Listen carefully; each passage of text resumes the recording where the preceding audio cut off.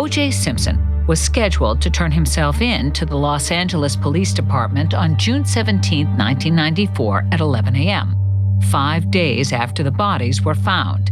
He was to be charged with the double murder of his ex-wife, Nicole Brown Simpson, and Ron Goldman. Simpson was scheduled to surrender this morning to the Los Angeles Police Department. He has not appeared. The Los Angeles Police Department right now is actively searching for Mr. Simpson. After being a no-show, it looked a lot like Simpson was making a run for it. What happened next brought the country to a standstill. This was the beginning of a national obsession. This is a Channel 5 News special report. There is a rather amazing story developing in Los Angeles this hour where California Highway Patrol is in pursuit of a white Ford Bronco, a car that was reported to be one that might contain O.J. Simpson and a friend earlier today. Simpson and Al Cowlings, a friend and former teammate, took police on a 75-mile slow-speed chase at top speeds of 35 miles per hour. This took place for over 2 hours and spanned across 3 Southern California freeways. He left a letter with his attorney that read a lot like a suicide note. It included this line: "Don't feel sorry for me. I've had a great life, great friends. Please think of the real O.J. and not this lost person." This is AC. I have OJ in the car. Okay, where are you? Please, I'm coming up the 5 freeways. Okay. Right now we're okay, but you gotta tell the police to just back off. He's still alive, but he got a gun to his head. Simpson was a fugitive from justice, and eventually an entire convoy of cops was tailing him. Picture the massive 405 freeway in Southern California with police cars spread across all lanes in pursuit of Simpson. Helicopters hovering above. The public is crowding the overpasses with signs that read "Run, O.J., run," and "Go, O.J." When the Bronco exited the 405, the chase became even more dangerous. Heading west on Sunset Boulevard towards Simpson's home, Cowlings doubled his speed and blew through red lights. O.J., it's Tommy. How you doing? You just tell them at my house. I know they're all over the place with guns. They're not going to do let it. them know I'm not coming there to hurt any of them. Okay, they know that. They don't want to hurt you. You going to go to the house? That's why I told you we weren't. You know, you just let them all know. You let the police know. You let them all know. I wasn't running. I know you weren't running. I know you weren't running. I was trying to go to Nicole's grave. I know you weren't running. And now I know you weren't, man, but you got everybody scared. Yeah. You got us all scared with a gun, man. 95 million Americans went along for the ride, glued to their TVs. That's almost more than 5 times the amount of people who watched the final episode of Game of Thrones. There had never been live TV coverage like this before. Networks cut away from Game 5 of the NBA Finals and the fairway of the U.S. Open. It was unheard of. I remember sitting in my house, like everybody across the country, watching that. And people in my house were thinking, "Oh, just shoot him, just shoot him." I'm thinking, no. We want to see this through. We want to go to court. We want to know the truth. We want to get justice. Everybody loves you. Don't do this. Just throw the gun out the window. We're not going to bother you. We're going to let you go up there. Just throw it out the window. Please, you're scaring everybody. I know you're thinking. Oh. Man, just throw it out the window. And nobody's going to get hurt. I'm the only one that deserves. No, you don't deserve that. Get hurt. You do not deserve to get hurt. You do not deserve to get hurt. Don't do this. All I did was love Nicole. All I did was love her. Listen, you've been a man all your life. No, don't stop now, O.J. Don't give in now. Juice, don't give in now. You've been a man all your life. You're admired. Don't give it up. You're listening to me and you're thinking. I know you're thinking. You're tired too, aren't you? Huh? I'm so tired. I know. I just want to be with Nicole. You don't need to be with Nicole. You need to be with your family and with your kids. And finally, Simpson arrived back at his home where he surrendered to the police almost 10 hours after he was scheduled to turn himself in. What did they find in the Bronco? $9,000 in cash, Simpson's passport, family photos, a disguise, and the gun he had held to his head.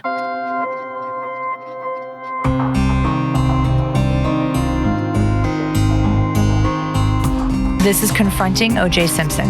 I'm your host, Kim Goldman.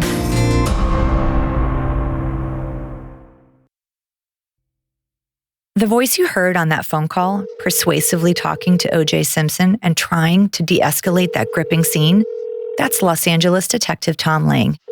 How did Tom Lange end up on the phone with O.J. Simpson during the Bronco chase?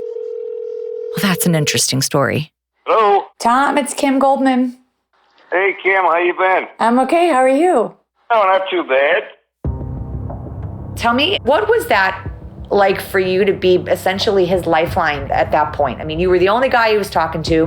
The first thing that hit me was I'm in the office and I see the so-called chase. Nobody's talking to anybody. Everybody's looking at each other. Nobody's doing anything. Then the Orange County sheriff say, oh, he's got a gun. He's got it to his head. They're moving slowly. It's all weird. Somebody's got to talk to him. Something had to be done. Well, I'm not worried about him. He's got a gun. I'm worried about the cops that are so close. Right. He gets into the West LA area. There's people running up to the car.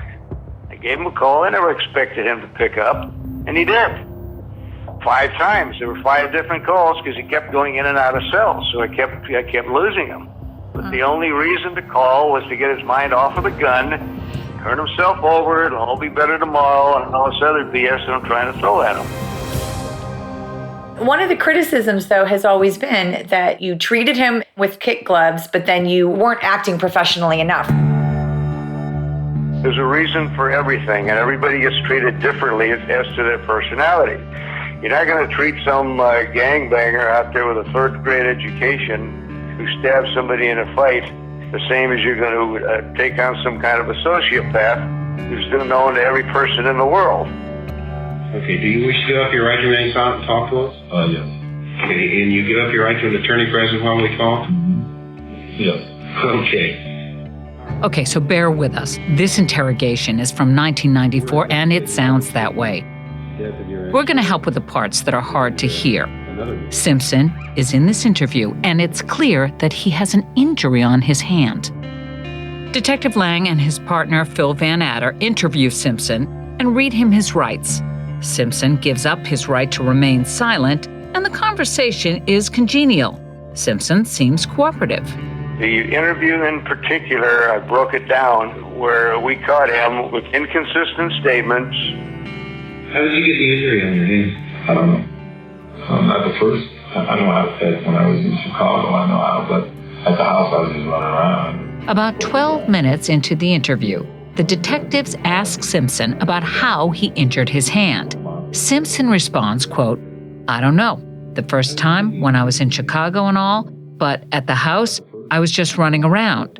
So Van Adder asks, how did you do it in Chicago? How did you do it in Chicago?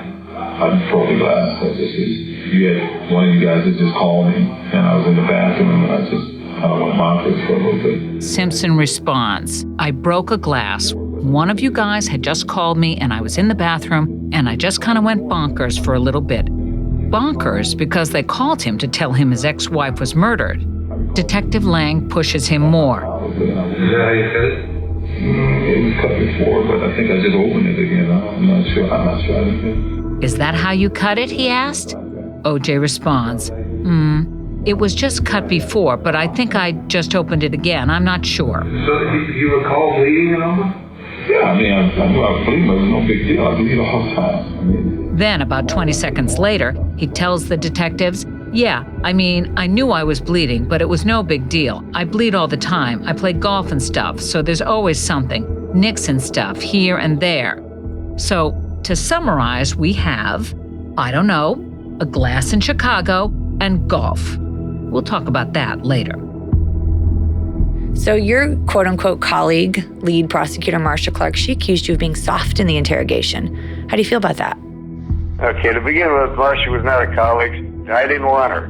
I had a bad experience on her in a contract killing earlier when she pulled the rug out after a year's investigation. So I had no use for Marcia. Marcia's a very intelligent person. She was a good prosecutor.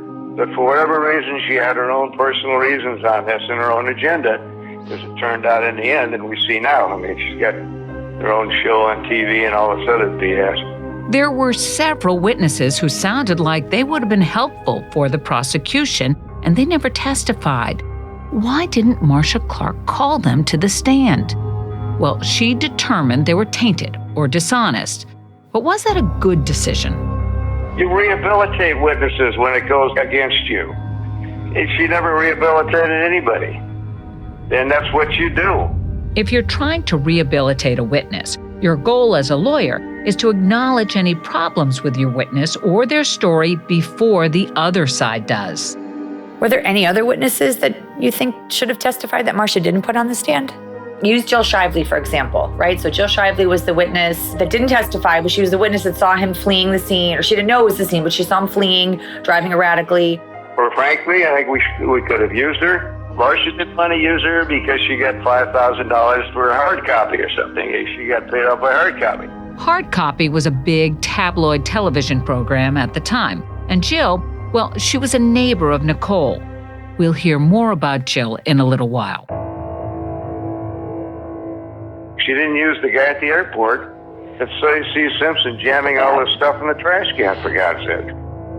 When someone is stabbed to death, there's going to be bloody clothing, shoes, a knife, but those items were never found. Did this hurt the prosecution's case? Maybe. There was a man named Skip Junis who came forward to say he saw O.J. Simpson do something that might have been significant on the night of the murders, something he did at Los Angeles International Airport. A limousine pulled up, and O.J. Simpson got out of the limousine.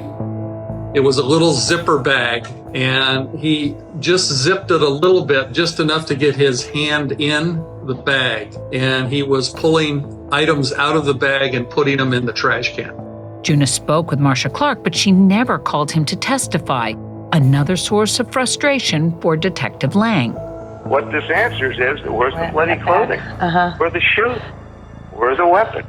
Look, you never have too much evidence in a murder case, period.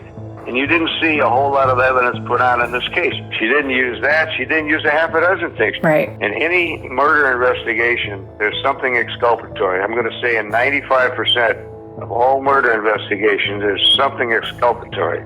Okay, if you haven't sat through a 9-month trial or been to law school, exculpatory evidence is evidence that is favorable to the defendant. This is one of those very, very rare cases that there was absolutely nothing exculpatory. Yeah. How can there be any doubt in anyone's mind about what happened? There can't be for any reasonably thinking person. They made a very general accusation about cops planting evidence, about cops being taught to lie in the police academy, about Fetterman planting the glove. Now, I can't stand Fetterman, but he didn't plant any glove. Mark Fetterman was the police officer accused of planting a bloody glove at the murder site. While he was one of the lead investigators, he was a terrible witness for the prosecution. For starters, he had given hours of interviews on tape to a scriptwriter where he used the N-word multiple times. And to make matters worse, he didn't tell anybody that those tapes existed. He didn't warn the prosecutors. Well, that was one witness they couldn't rehabilitate. He gets on the stand, and when he's asked, "Would you ever plant evidence in any murder case?" and he pleads the fifth, Right. good God, it's all over. I was like, what the fuck? Excuse my French, but like, what the fuck are you doing? We had people that looked at this blood. The blood was spattered. Blood evidence was a huge part of the case. Investigators found blood on a pair of Simpson's socks in his bedroom after the murders. DNA revealed the blood was from both O.J. and Nicole. This looked very good for the prosecution, but the defense, well, they had a defense. Distrust persisted between the LAPD and the community they served. So, when the defense team revealed that Detective Van Adder stopped at O.J.'s residence instead of going directly to the lab with the sealed blood sample in his pocket, they raised doubts about the investigation. I get Alan Dershowitz. To this day, he comes out and says Phil poured the blood on the socks. Attorney Alan Dershowitz worked on O.J. Simpson's defense Ellen, what's your take? The LAPD has a real problem, and they've had it for years. They took home blood samples, what they shouldn't have done during the trial itself. And our evidence was that they poured some of the blood on one of O.J. Simpson's socks to create a piece of incriminating evidence in order to frame somebody that they honestly believed was guilty. That's a flat-ass lie. The blood was spattered. When it's projected spatters, it cannot be poured. There's 39 projections of blood on the one sock, 19 on the other. Regardless, we got the blood in the beaker. The beaker gets sealed itself. It gets put into a sealed envelope, and it gets stickers put all over it, and we sign the stickers. Anytime you break that open, you're going to break one of those stickers, and it has to be accounted for. Simpson's blood, Ron's blood, Nicole's blood was also found in the white Bronco.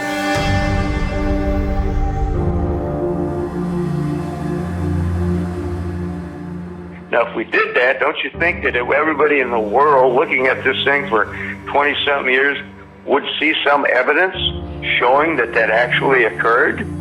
The keys. Nicole's keys, 10 days before she was killed, she told her mother, I think O.J. stole my keys to the house here. Well, guess what we find in his person at the time of the Bronco chase? Her keys. He did steal her keys. Why would we not want to put that into evidence? Did you know that? No. I'm gonna need a stiff drink after this, Tom. This is just the beginning. Ross Cutlery, downtown L.A. The store sells Simpson a long-bladed knife that is sharpened at the store after a request from Simpson weeks before the killings. We obtained a duplicate of the knife from the store. You may remember that was a special prosecutor envelope that we never saw. It's dimensionally compatible with the wounds on both victims. Why would you not put all that stuff in there? This is the one I really like. We had the Bruno Mollies identified within 5 or 6 weeks. These are rare shoes. Not everybody has them. A very distinct bloody footprint at the crime scene helped detectives determine that the killer wore a size 12 shoe made by designer Bruno Molli. These were very expensive shoes, and only 299 pairs of this particular style were sold in the United States. A bloody footprint in the Bronco also matched the shoe type. But where were those shoes? During the criminal trial, Simpson denied ever owning them.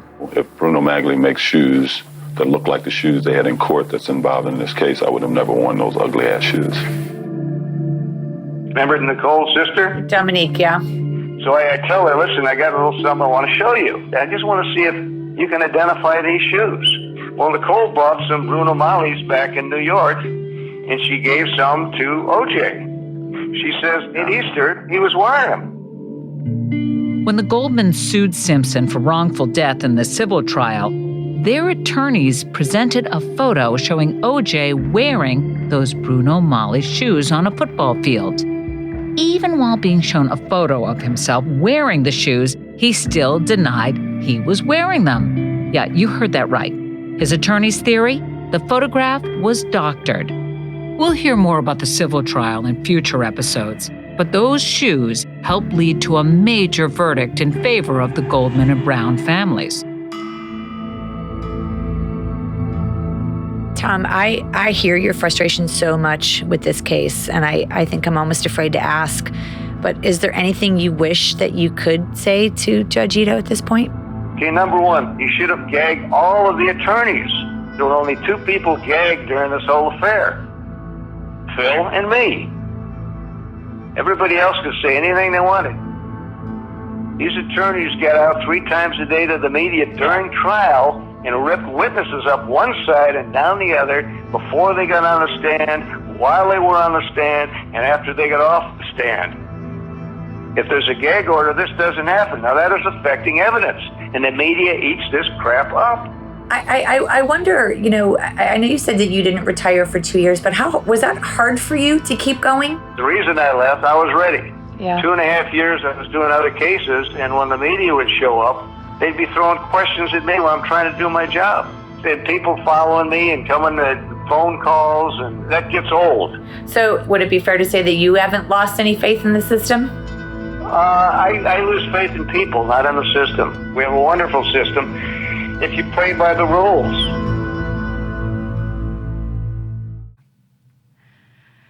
Now, obviously, Kim, we only played just a couple of clips of the Bronco chase, but it went on and on. 95 million people were watching. I mean, people were so enthralled by the bizarre nature of what was happening. Domino's sold a record number of pizzas during the case because they didn't want to miss a moment. I didn't know that. That's a fun fact. Another fun fact is I didn't pee for the entire time that the Bronco chase was going on because That's not a fun fact for you, is it? It was not a fun fact. But the point is I too was not leaving the couch. We had a house full of people and we were all huddled around watching and no one was breathing. I mean, we just stood there in complete awe. It had to be so weird for you. It was weird because there was people hoping that he would kill himself, and there were people that were wanting it just to end, and my dad and I just didn't. We wanted him to be brought in and held accountable, and we wanted to see the process through. I want to get to this interrogation. OJ says he's bleeding because of a golf injury. So I just want to go through this a little bit with you. Top golf injuries. Number 1 is low back pain. 2, golfer's elbow. 3, sunburn. 4, knee pain. 5, shoulder pain. And 6, alligator bites? Where did we get this? No cuts on your hand? No. This alligator bites might have come from a Snapple cap. But the fact is, cuts are not on the list. And we Googled everything you could possibly Google. It didn't make any sense. None of it made sense, even to say that he cut his hand on a glass because, Tom mentioned at some point in our conversation that the glass never broke. He threw the glass, but they never broke it. And that evidence never got put in either. While Tom was talking, there was a sense of real pain in you. Hearing him list all of the areas that he thought Marcia blew it, that was really hard to hear because at the time, that's not the impression I was getting from him. Did you know about this evidence that they didn't put in? Did you know there was somebody who thought they saw OJ maybe hiding the clothes or the knife at the airport? Yeah, I kind of remember that. But, this is where my old brain comes in. I don't remember if it was 25 years ago that I remember that and was told why it didn't happen or if it was just over the years I've learned things. But it's not so much the individual pieces of evidence. It's just hearing them boom, boom, boom, boom, boom, like just rattled off in order that didn't get put in that's what hit me hard. And blood on socks. OJ's blood was on his socks that were found in his house, but so was Nicole's. Right. Oh, which conspiracy can we pull from that one? That was they stole some blood from Nicole's autopsy and then they poured it on the socks or rubbed it on the socks. I don't know, whatever. So Tom Lange and his partner, Phil Van Adder, were accused of being dirty cops. At that point, the defense was throwing everything up against the wall to see what stuck, and I guess all of it did. So even hearing mistakes that may or may not have happened, there was no conspiracy, there was no dishonesty. None of it makes sense to a logical brain. Yeah.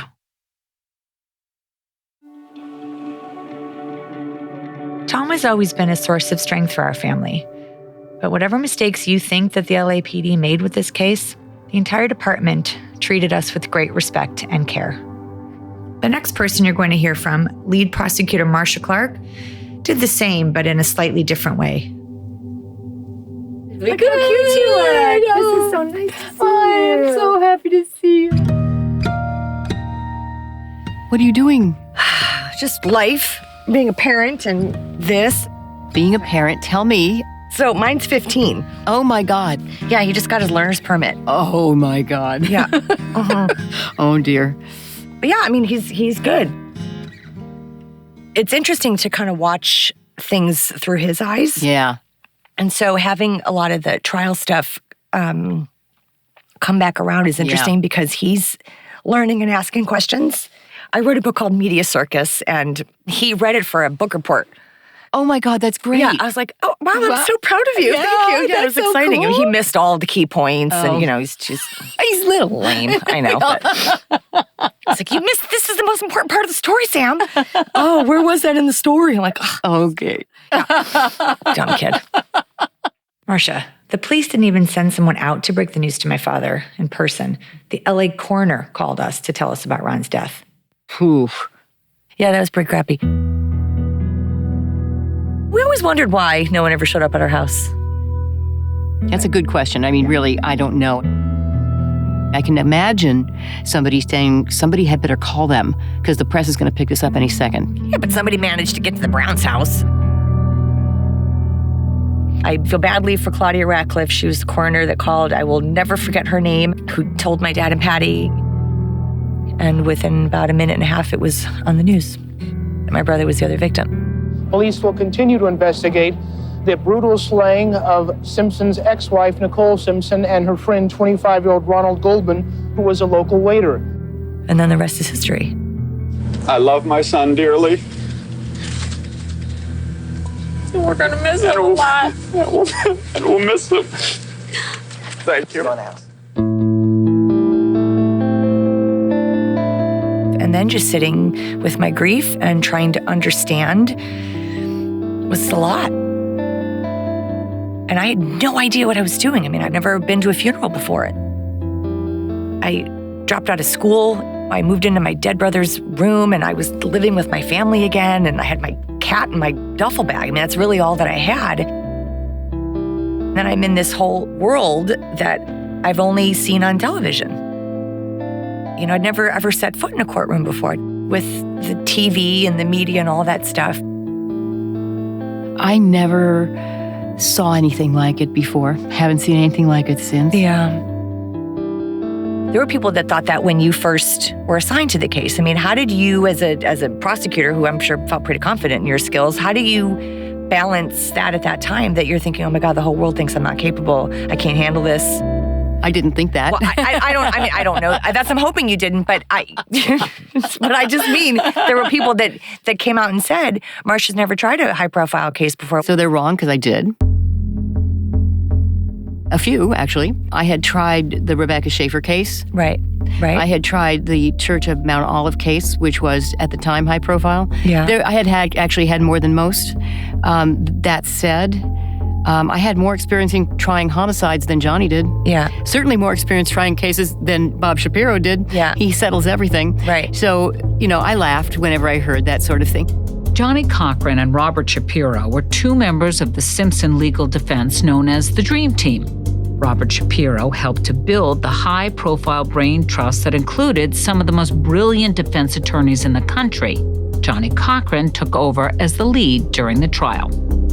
It's a matter of people seeing who's more famous and saying that person must be better. Right. Okay, I'm not as famous because I'm a prosecutor and we don't go out to the press and we don't try to sell ourselves the way the defense did. I knew the truth. I knew what I had done, and I knew I was as experienced and more so than most on that team. Right. So it didn't matter to me. That kind of public perception is always so silly, and it's based on so many superficial things that have no basis in substance at all. So what was the toughest thing that you were up against? What Chris and I were very painfully aware of was that we were up against not the case itself, but 400 years of social injustice, the Rodney King riots, the Rodney King verdict. The jury in the Los Angeles police brutality trial has just reached its verdict. The 4 police officers who were videotaped repeatedly beating an unarmed man were found not guilty on all but one count. The violence erupted after the acquittal of 4 white policemen in the beating trial of black motorist Rodney King. There's been looting, buildings have been set ablaze, and some motorists have been dragged from their cars and beaten amid the violence. All of that was what we were up against. Evidence is all we had to fight with. Yeah. It was always from day one about whether we could overcome the non-evidentiary part of the trial, whether we could overcome the issues regarding race and the issues regarding social injustice. They were playing the race card. We had the evidence card, but the evidence card can't win against an issue that large.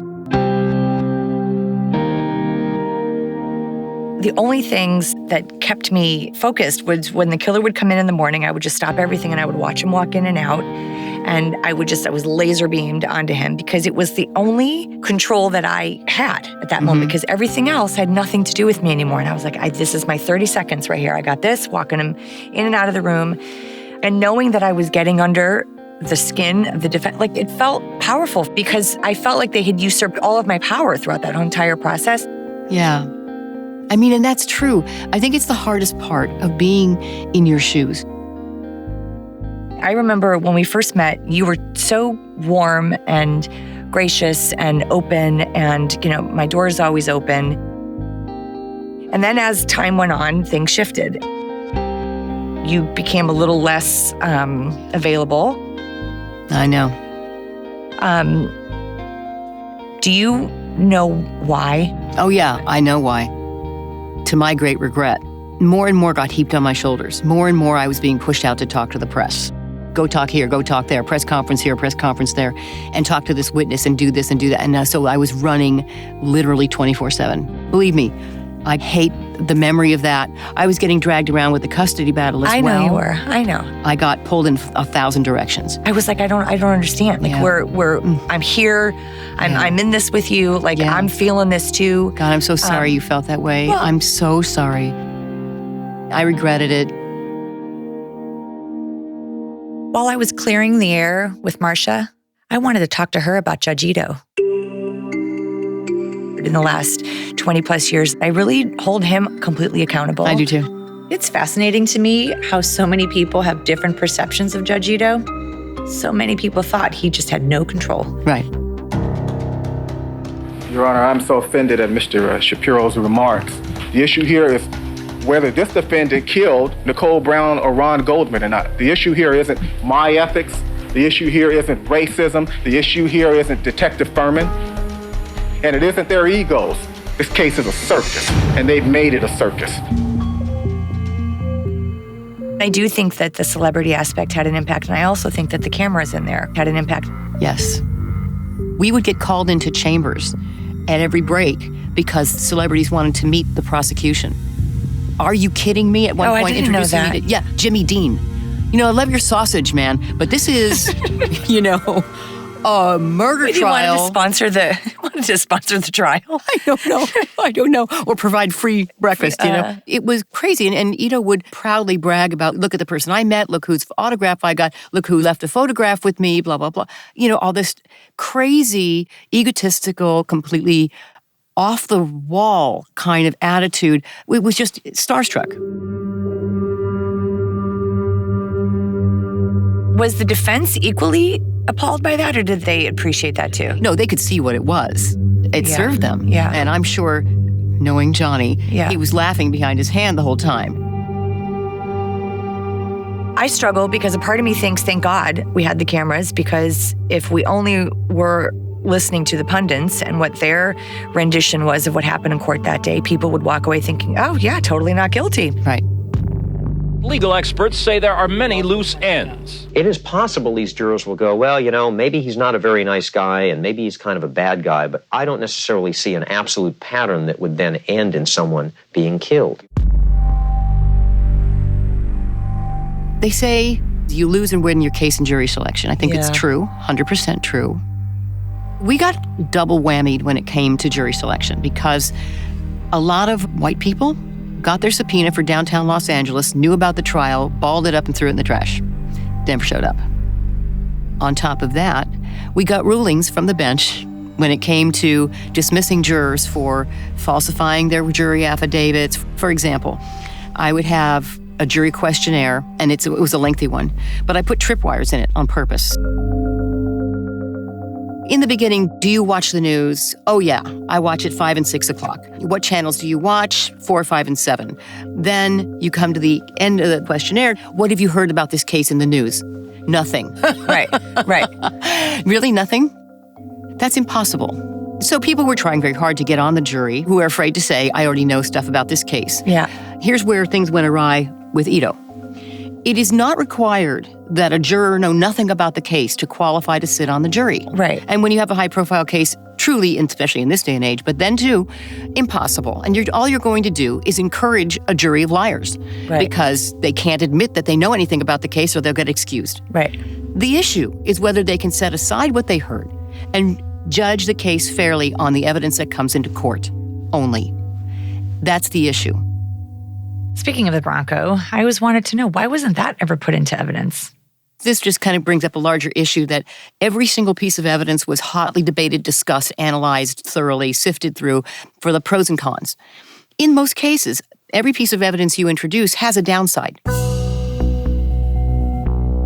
In the Bronco chase, there was much more down than up. Here's why. The best part of the Bronco chase for us was the duffel bag that had his passport, the money. The problem with that was we could not prove who put it there. Remember, they're in Al Cowling's car. Right. Not Simpson's. Right. We don't know how the duffel bag got there. We don't know when it got there. Al Cowling himself could have packed that up without Simpson knowing. Right. So that really powerful kind of incriminating evidence is neutralized. It's easy cross-examination to completely shred that piece of evidence. And what about the witnesses that weren't called? Like Jill Shively. Oh, no. Jill Shively says she almost got into a car accident with O.J. Simpson on the night of the murders. She says she's heading out. Simpson is driving away from the direction of Nicole's condo on Bundy. According to Jill, he nearly hit her. He lashed out at her, and he kept going. Jill says she reported it to the police. She recognized Simpson and said he appeared to be drunk, was driving aggressively, and without headlights on. She was never called to testify at the trial. She came forward early on, before we went to the grand jury. She seemed like the ideal witness. She saw him driving the Bronco right near Bundy at the appropriate time, acting crazy and driving recklessly. Her story was eminently plausible. So that's great. Now, before we put her on before the grand jury, we say, please do not talk to the press. Please do not sell your story. Okay, so we put her on at the grand jury. She does well. After her testimony, she's photographed leaving the courthouse, and then it comes to light. She has sold her story to hard copy or something. She posed with a big picture of the check. Then it comes out the people who live in her apartment building say, you can't trust her. She is a liar. We think he's guilty. We hate the fact that we have to tell you this, but we're telling you she's terrible, she's this, she's that. So we start digging and digging and digging and getting into it, and then we find out that sure enough, she's a con artist. She was found to be a complete liar. So it wasn't just that she sold her story. It was that multiple people came forward who knew her, as well as a couple of lawsuits that came about because she was a liar. I had to then go to the grand jury and strike all of her testimony.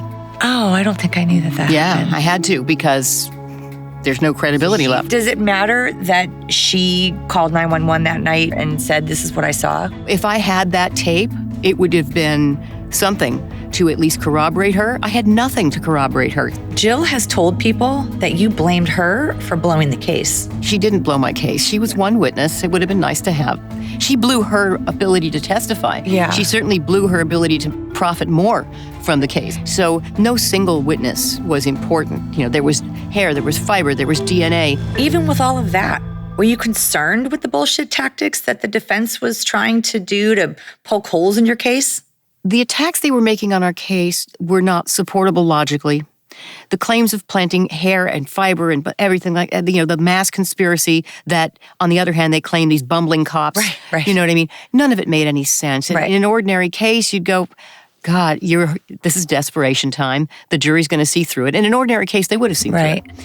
People at the end of the day believe exactly and only what they want to believe. The ones who say, you know, I don't really think he's guilty. Okay, what can I say? Right. We proved it 50 ways from Sunday. Yeah. This is bonkers to me. Yeah. Well, but it is objectively bonkers. Objectively bonkers. Right. You're talking to somebody who, you know, probably believes we never landed on the moon, that, you know, a lot of things, flat earth. Right. You know, there's no reasoning with people like that because they are refusing to take into account the evidence. If you don't want to look at the evidence, then don't talk to me about the case. Right. All right, ladies and gentlemen, you have reached a verdict in this case. Is that correct, Madam Foreman? Then we'll accept the verdicts from you tomorrow morning at 10 o'clock.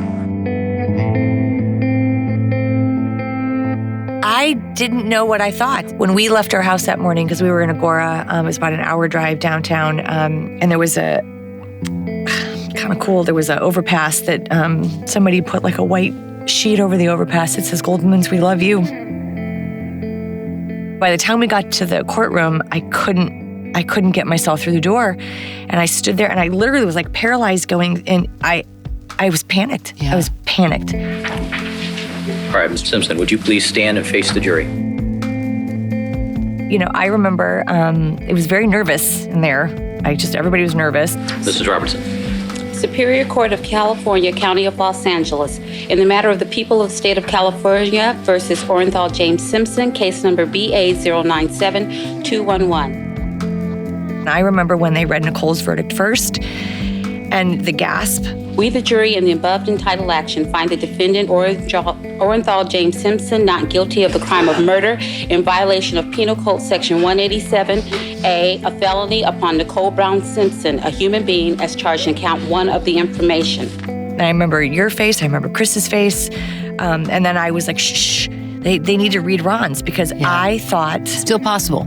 We, the jury, in the above entitled action, find the defendant, Orenthal James Simpson, not guilty of the crime of murder in violation of Penal Code Section 187A, a felony upon Ronald Lyle Goldman, a human being, as charged in count 2 of the information. I thought there would be a different outcome. Ladies and gentlemen of the jury, is this your verdict? So say you one, so say you all. What the fuck? I remember seeing you there and feeling my heart break again. I was glad that you were sitting with your dad.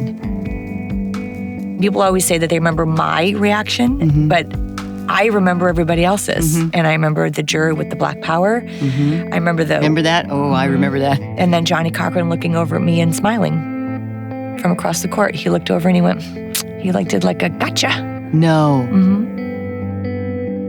I can't think that this is how it always is. I know lots of people get justice. I know lots of people who walk into that courtroom and their perpetrator gets found guilty. And I don't know why this went this way for us, but I can't let go completely of my faith in this system, but it's definitely been rattled.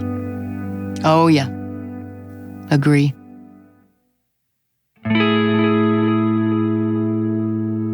People routinely, every time I get interviewed, say, "Are you okay now? Can you put it behind you? Are you over it, so to speak?" And I look at them, I know you want me to say yes, and I'm never going to say yes, because it's never going to be true.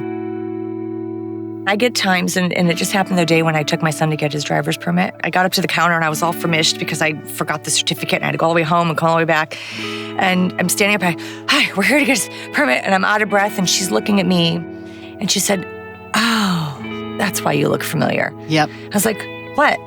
Totally oblivious because I am still just the crazy mom that forgot the certificate and I'm, I don't have makeup on and I have chapstick and she's looking at the paperwork and she keeps looking up like she wants to give me a hug. And then she looks back down and she says, "I always thought he was guilty." I said, "Oh, thank you." Yeah. And then I put my arm around my son and then I started to cry. And he looked at me and I'm like, I don't know why, I'm just crying. Yeah. And it just became very emotional. And then she says to me, "Your son's middle name is Ron. You named him after your brother." And then it was like the waterworks. Oh, of course. Because that's over. It was over. And she looked at me and she's like, "I'm sorry." I'm like, "No, it's okay." Like, I needed that. And, and then we got in the car and then Sam says, "Why did you acknowledge who you were? You don't ever tell people who you are." And I said, "I don't know. Sometimes it's okay.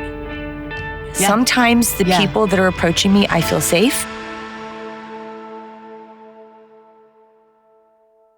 After talking with Tom Lange and Marcia Clark, I felt compelled to reach out to Judge Ito. There were a lot of things I wanted to get off my chest, and I wanted to hear in his words, his perspective. He's only done one interview, and I thought maybe he'd make an exception for me. So I sat down and wrote him an email. He replied to me, and this is what he wrote, as read by one of our producers. Dear Ms. Goldman, I must decline your invitation to participate in your podcast. One of my mistakes from the Simpson criminal trial was giving an interview to a local television journalist at the beginning of the pretrial proceedings. What was pitched to me as just a few questions about what it's like to be an Asian American involved in a high-profile court case was spun into something way beyond that. I was heavily criticized by colleagues whose judgment I respect. Over the years, I have developed relationships with a number of journalists, and I have already committed to one for what will be my first retired interview. Chatting with you on a podcast would break that commitment. When I do finally fully retire, I will put you near the top of the list. Until then, please accept my best wishes for you and your family. So, Judge Ito, When I do make my way to the top of your list, here are just a few questions that I wanted to ask you. Were you enamored by all the cameras? Did you feel like you were losing control in that courtroom? Do you have regrets? Was there ever a moment that you just wanted to say you were sorry to my dad and I? 25 years later, what would you have done differently? Maybe one day I'll get the answers.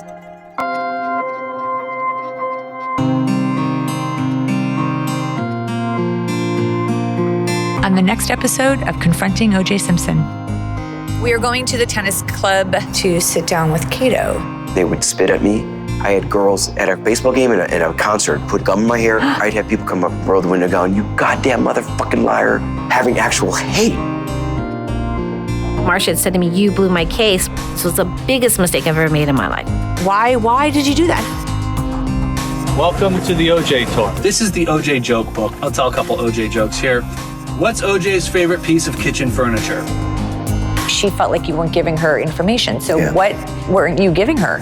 I feel like nothing good came out of it. Some material, including court testimony, was edited for time.